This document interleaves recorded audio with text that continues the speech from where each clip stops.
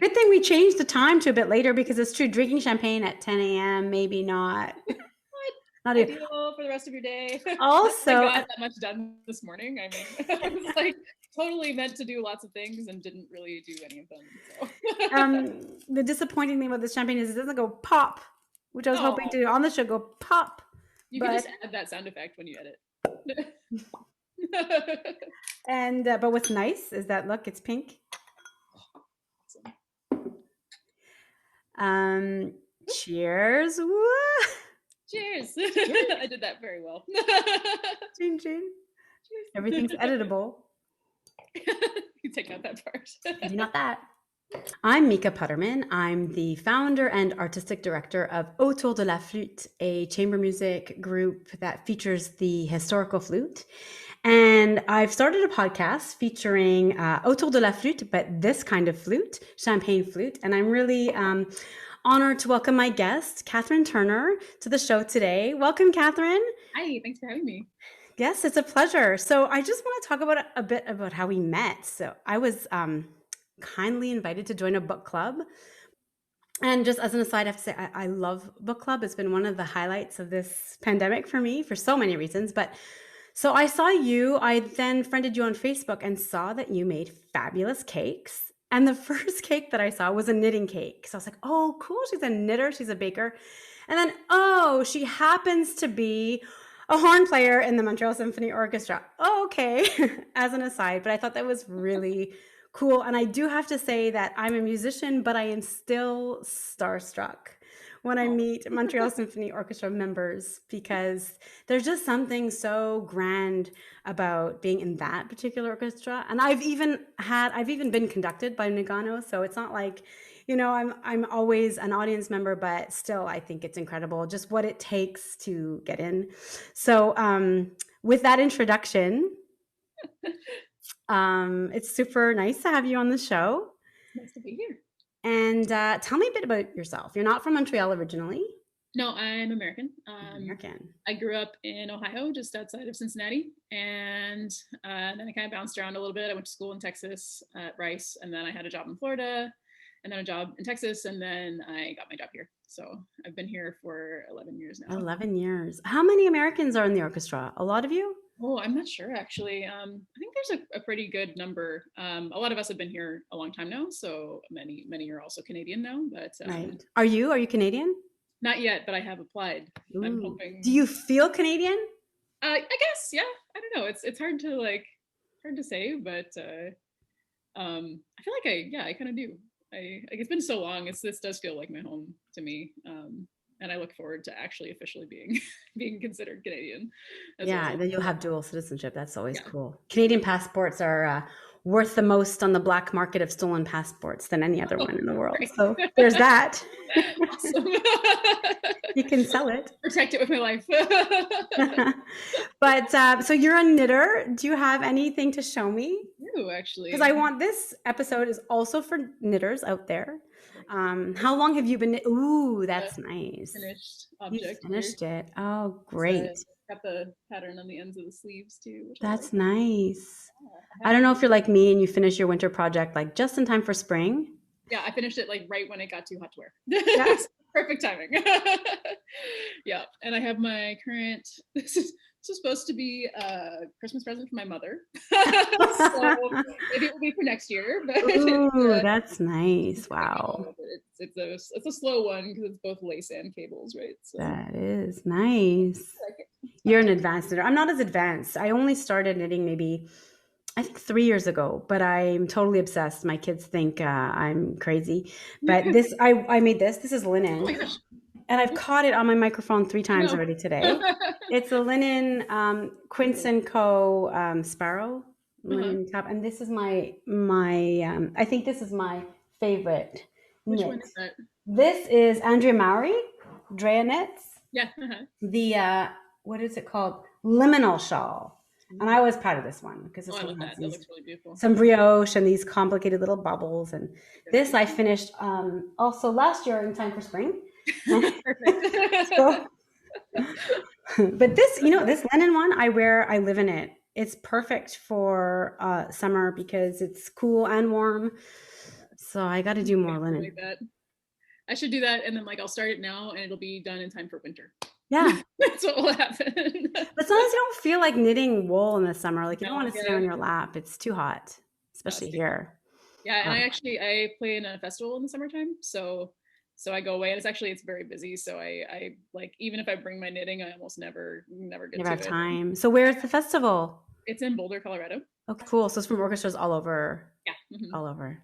My roommate that I generally live with out there, she plays horn in Edmonton. Cool. You horn players are very connected, I think, also. Huh? It's a nice Yeah. community. I don't think flute Yeah. has the same community as horn. I haven't had that impression. So, what is it about horn that makes you guys connected? That it's so hard? It's a hard instrument, Maybe, or yeah. Maybe it's like a we weird all instrument? pain, you know. It's a pain. It's a weird instrument, French horn. I love it though. It's like people love to tell you when you play the horn that, oh, the horn is the hardest instrument. And I'm like, Yeah, okay. yeah.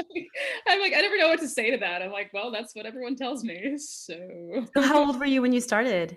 I was 10. 10. And how did it come about for you? Like, how was it It was in presented? my school band program, like public Mm. school band, and they like, it came to our class, and they brought like the junior high band kids. We were in 5th grade, and then they brought the like 7th grade band to demonstrate all the instruments, and like they had each little section play a little song, and like, the clarinets play a little song, the flutes play a little song, and they get to the horn player, and there's only one of them, and they're like, why don't you just play a note? And he's like, like it was like not good. Like it was, And you're like, I want to play that. and exactly. I was like, yeah, I'll do that. But I kind of like, I knew in the back of my head that my family had a French horn in the house. Like my grandfather had played the horn, but he played in like Oh, marching band at university. Like he didn't play okay. professionally.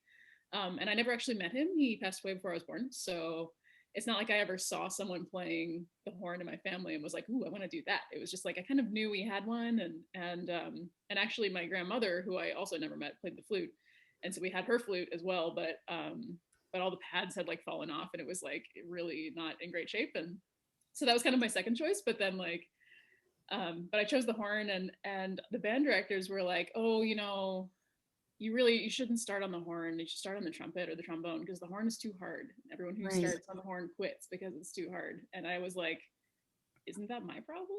Like, Mm. and my mom still says it's like the first thing in my life I ever like put my foot down about, because I was a very shy child. Like I didn't ever like fight for anything. I was like, super super super shy, and Oh, that's so I cute. don't know why. Like it's not like I had some big dream to play the horn like at the time. Was it like shiny, or was it because kids are attracted to funny I had things, never right? even seen it.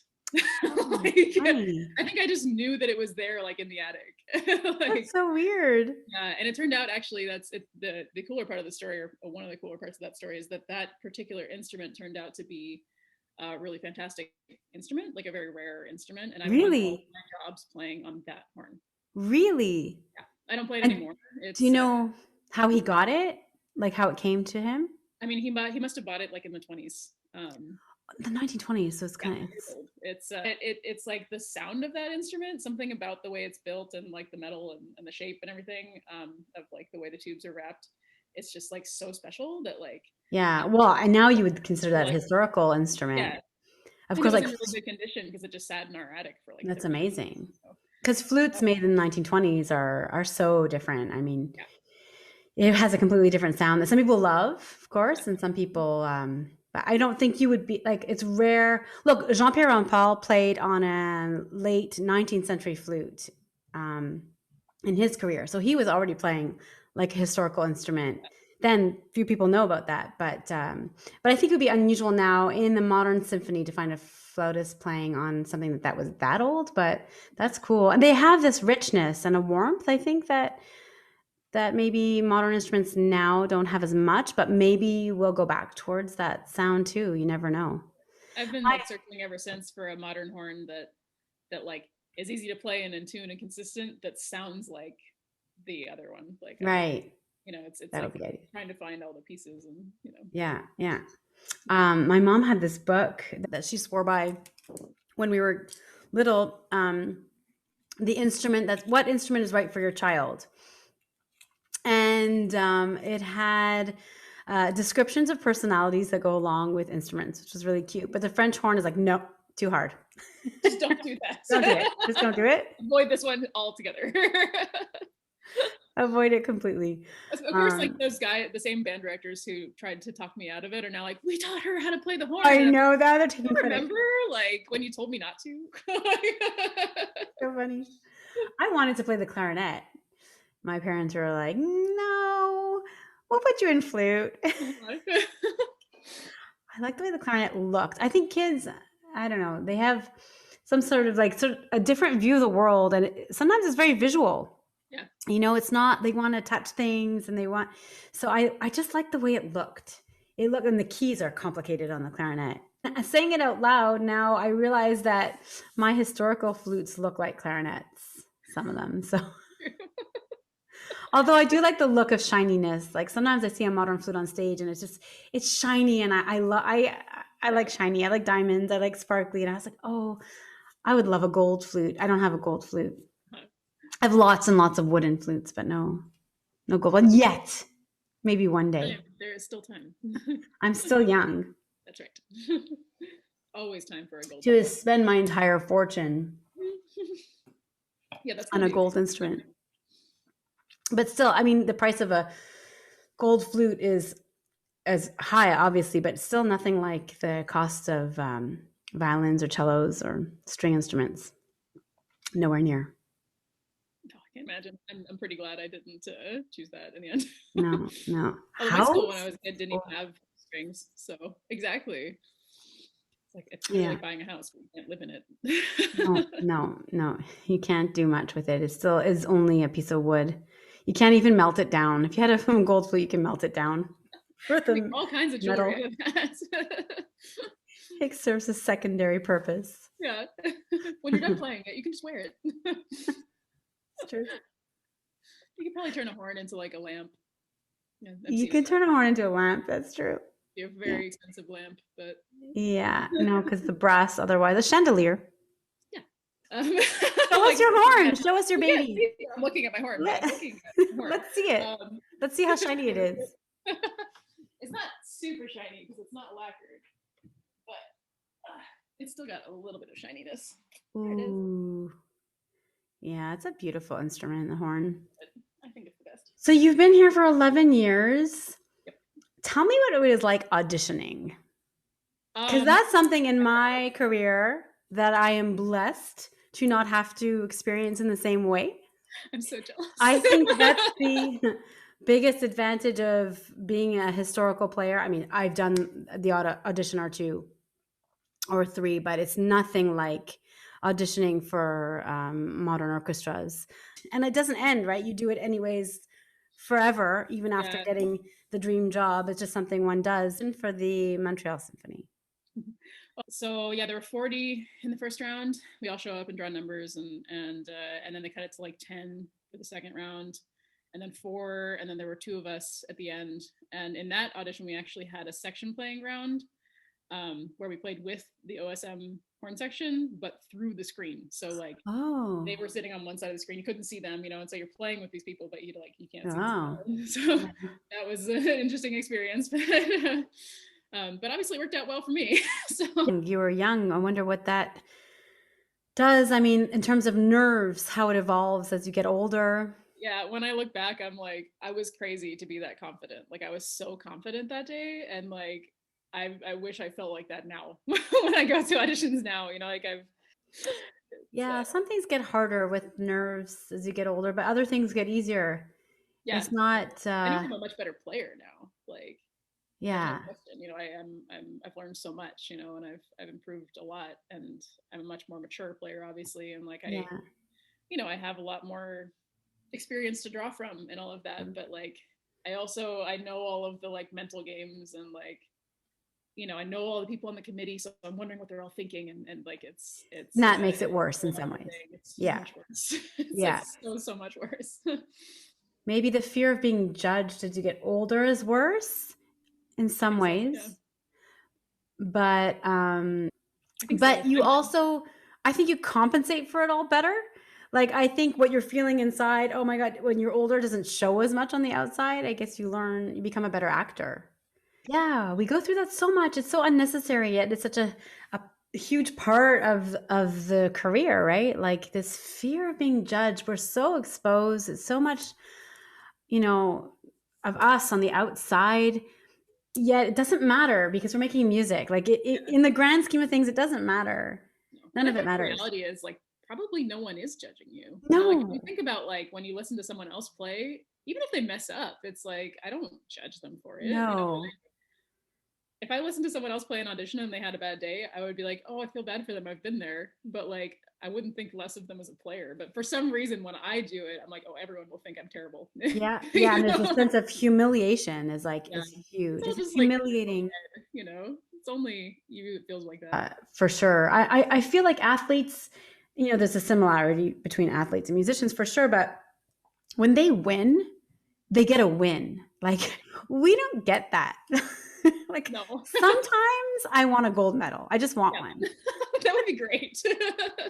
I feel the same way about motherhood, but that's a whole other Oh my topic. Like I got my 4 kids to school on time today. Where the hell's my gold medal? Seriously. Yeah. That's even more. Like talk about ungratifying. Um, Yeah.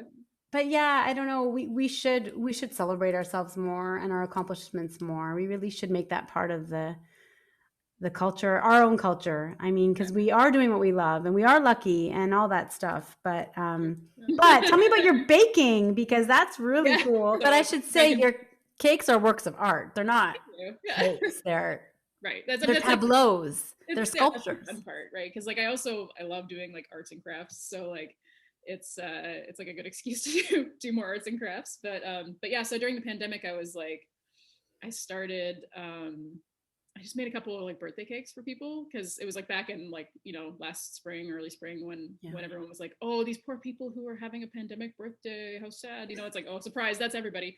But Twice now for many some. people place, yeah. But like I made a couple of birthday cakes, just like little ones to like surprise my friends, to bring them something nice, to like try to help them have a happier birthday or whatever. Actually, I've entered a baking competition. Ooh. Um Okay, plug it. and Let's have let's have some plugs for I can Catherine's do baking competition. it's called The Greatest Baker. The greatest, you're the greatest. There, maybe you'll get your gold medal. Greatest Baker. That's right. That would be great. And actually, the grand prize for this competition is like $20,000. So that would be way better than a gold medal. Let's see. How do I? That's like a musician's salary for like 3 years. Pretty much. Oh. They Can you are. see it? I see it. They're amazing. Thank you. So, which is your favorite? Each one, then it'll make it bigger. It's hard to choose my favorite, honestly. I love a lot of them very, very much. That's beautiful. Thank That's you. my favorite. That one's supposed to be like inspired by like a Tiffany box. Mm. And I didn't want to do just like a blue thing with a bow on it, so I kind of got a little more creative with it. Oh, that one's super cute. That's cute. Oh, pretty. I love them all. It's so hard to choose. They're very different. It's hard to hey, let's keep going. I think that's what I enjoy. Oh, look at that. Yeah, that one was fun. That was cute. Cool. That must have been that you'd have to destroy to eat though. Yeah, for sure. I mean, all of them. I know all of them. I love the like flower ones. I love doing those. They're so fun. Yeah, well, that's what's, I guess. Oh, that's the one I saw. Yeah. Amazing. I can't believe that. That to me looked like real wool. I love this one. Yeah. That's a good one. Ones. That was like. Oh, that's good. That's good. Oh, that's amazing. They're all so fun. I love that, like, it's like everyone has something that they want, and it's like I get to do different things I wouldn't come up with on my own. Sand. What's the sand made out of? That is graham cracker crumbs. Or is it a secret? Graham cracker crumbs. Not secret. Oh, look, those are succulents. Yep. Mm-hmm. Cute. Fancy. That one turned out a little more like looking like a turkey than I intended. Okay, you shouldn't have said it. That's all I see now. One of my favorites is the very first one on the like if you went all the way back to like there, the top left. Oh, I missed some. Okay, here, this one I like. That's a good one. Okay, And there So was I'll the like usually Google image search that, first one. Do we like have that take the one? elements of the things I like. I love this one. Oh, I that's don't know if you can cute. see it, but like the The campfire fire has is a like candles candle. in it. Yeah. That's cute. And the last one. Oh yeah, That's pretty. sprinkles. Can't go wrong with sprinkles. No, it's beautiful though. So simple, but beautiful. Okay, and That one's now like super tall too. It was huge. now someone's gonna call me a boomer because I don't know how to get back. I think you maybe just hit escape. There you go. I'm not a boomer. I am Gen X. I was gonna say you can't be a boomer. No, I'm a child of boomers. Yeah, me too. But apparently, boomer is what young people call my age when they're bad at technology. I see. No, I'm Gen X. I think I'm technically a millennial, but I definitely have some boomer technology tendencies. Millennials don't have great reputations. But you might be what's called, I just learned a new term for certain millennials, depending on when you're born. If you're born in the earlier 80s, you're a geriatric millennial. And I have a friend who I've been teasing about that because he's very proud of the fact that he's a millennial born in 1980. And I said, actually, That's a stretch. you're actually a geriatric millennial. I was born in '86, so I feel like 86, I think you're an actual solidly a millennial. millennial. A real millennial. Right. The kind that ghosts people and Yeah. can't handle criticism. And I should have chosen a different career. tell me about it. If there's one thing we're good at is handling, or bad at is handling. We're bad at it, but we have to do it anyway. So I want to end today with some questions. Okay. Okay, don't think too hard. Okay. Just answer and have fun. Okay. So what do you consider your greatest achievement? Oh, Of course, it's not music related. This is life related. well, I mean, I think still life related. I would say getting my OSM job probably. Yeah, I think that's one to put I on. still hope that I win at least one more audition, but outside of that, I think finishing a half Ironman. Ooh, it's certainly my greatest sports achievement. So that's an achievement. Wow, when did you do that? Fall of 2019. That's last year and a year and a half ago. Just before the pandemic, yeah. Wow, so you did one. Are you going to do another one? I would like to, yeah. Mm-hmm. Yeah. A house in Tremblant, and there's of course the Ironman there that we go watch. Yeah. I'm really good at watching Ironmans. It's like a sport in itself. It's so long if you try to watch it. I love it. I have a really and like I can't like they were just sitting around all day, right? Like I have a cool Ironman story. Oh yeah. Yeah, so we were up there in the summer, and we took the kids to the pool swimming. And there was this guy with funny goggles who was super friendly and talked. I didn't go. My husband went with the kids, and he talked to them. And he said he's here training, and he was so humble. I'm just training. And then we went for a bike ride on the path, and we crossed paths with him. He was biking, and he waved. He remembered them from the swimming pool. Hi. And then we watched the Ironman. And we were watching the bike portion, and of course it was like zoom, zoom. That's how fast it goes. You're like, eh. But there was one guy who was like so way ahead. He was like first, like no one else came. And then we ran over to watch the running section. So that means the swimming was already done.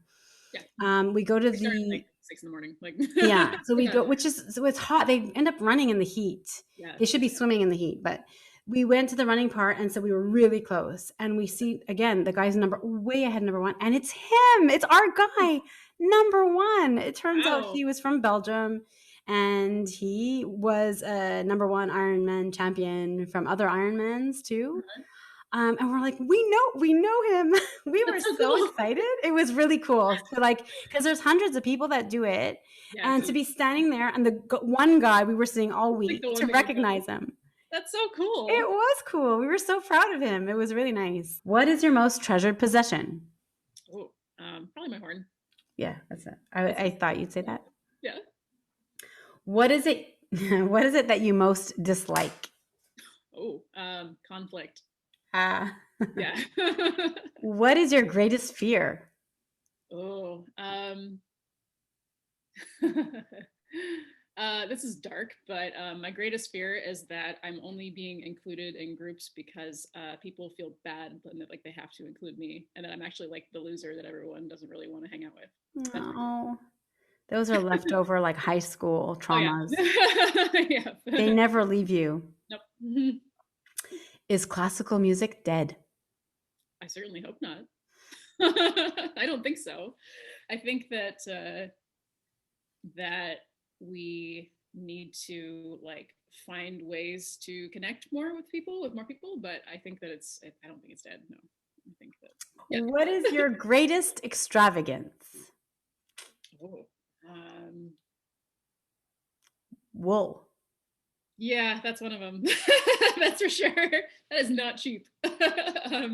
I have bought myself some fancy sports things as well. Have like Well deserved. I have a fancy like watch for that and like a fancier bike than I probably need. And although it's not that high end, like I could have done way worse. Hello, if I can complete an Ironman, half Ironman, I would like buy myself the best equipment. Yeah. I wouldn't feel guilty like, about you that. know, I'm gonna use this. It's worth it. It's not, you know, not too crazy. If you were to die and come back as a person or thing, what do you think it would be? Ooh, I've never thought about that. That's tough. It's a hard one.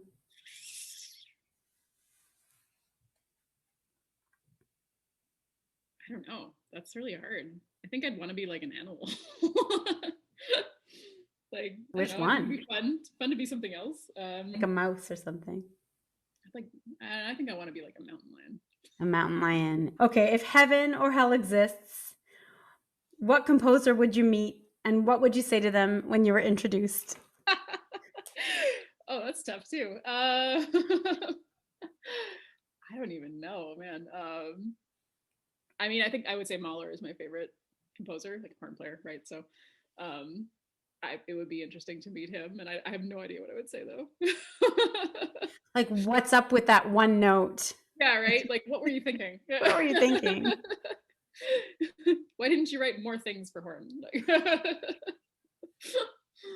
Well, it was great having you. Thank you so much. It was wonderful to talk to you. Yeah. And look forward to more knitting in person, maybe, and book clubbing. And I will cheer you on at the Ironman. Thank you. I'll be right in front. Yes. I won't be winning, but I will. It doesn't matter. I'm going to give you a gold medal. The like, gold medal's yours. Yes. Awesome. Okay. Thank you, Catherine. Thank you. Bye. Bye.